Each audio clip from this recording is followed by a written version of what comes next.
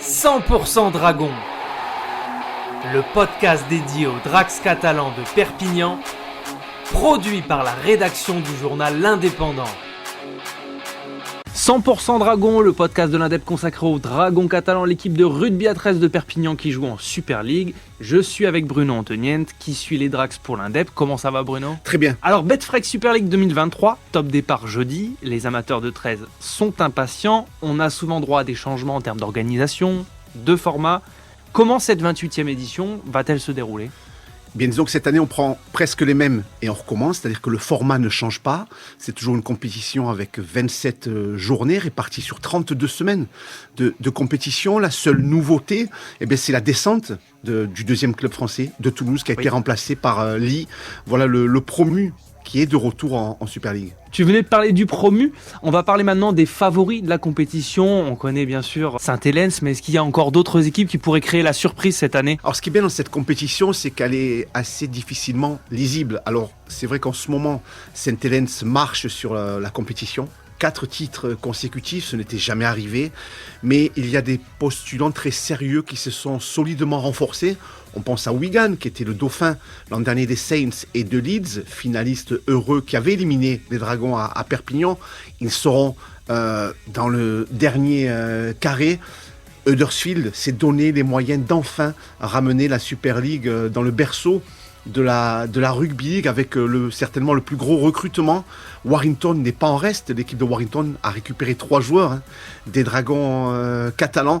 Voilà un petit peu les forces en présence, les gros favoris. Et on espère bien entendu que pour la 4e année, les Dragons en feront partie de ce train des qualifiables.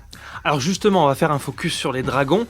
Est-ce que tu peux nous donner rapidement le menu qui attend Perpignan pour les premières journées, nous expliquer comment s'est passée la préparation et puis surtout nous faire un petit point sur l'effectif, les recrutements ? Alors aujourd'hui, les Dragons comptent 30 joueurs. Il y a les 24 joueurs de Super League qui ont été recrutés, ceux de l'année dernière avec les 5 recrues. Et il y a 6 petits jeunes qui sont montés de l'équipe élite et qui sont mieux que des partenaires d'entraînement. Alors il y a pas mal de casses, pas mal de blessés parce que l'intersaison a été perturbée par la Coupe du Monde. Il faut savoir que le club des Dragons a été le club le plus représenté pendant la Coupe du Monde avec 16 joueurs. Donc forcément la reprise a été échelonnée. On sait que les clubs de Super League ont repris au complet mi-novembre. Les Dragons n'ont repris au complet que le 2 janvier.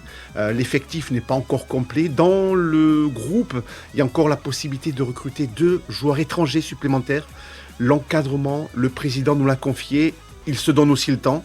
Il n'y a pas urgence non plus, mais il y a ce levier supplémentaire qui n'est pas rien, et cette possibilité d'aller chercher 2 joueurs supplémentaires. Alors au niveau du recrutement, 2 piliers sont arrivés, un second de ligne, un centre et un ailier. Sur les 5, 4 vont débuter la saison du côté des Dragons catalans. Et justement, le début de cette saison des Dragons ? Les Dragons seront en Angleterre, à Wakefield, dès ce vendredi soir à 20h30, face à une équipe que les spécialistes envoient directement en Championship, donc elle va jouer son maintien sur tous les matchs. Il y a l'ancien joueur des Dragons, Sami Soni-Langui, qui a rejoint cette équipe de Trinity. C'est toujours un contexte particulier, c'est le stade le plus vétuste d'Angleterre, avec qui est en réfection, mais avec un public très très proche, les vestiaires les plus petits aussi. Alors ça c'est un petit peu pour le contexte, et il faut souligner que les Dragons reprennent les voyages à l'ancienne, avec les vols commerciaux.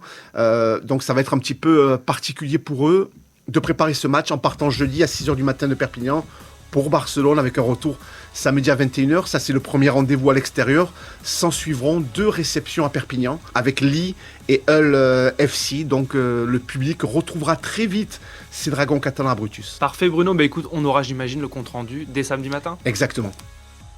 Retrouvez cette émission et toutes nos productions sur Radio Indep et en podcast sur l'indépendant.fr, nos réseaux sociaux et votre plateforme de streaming favorite.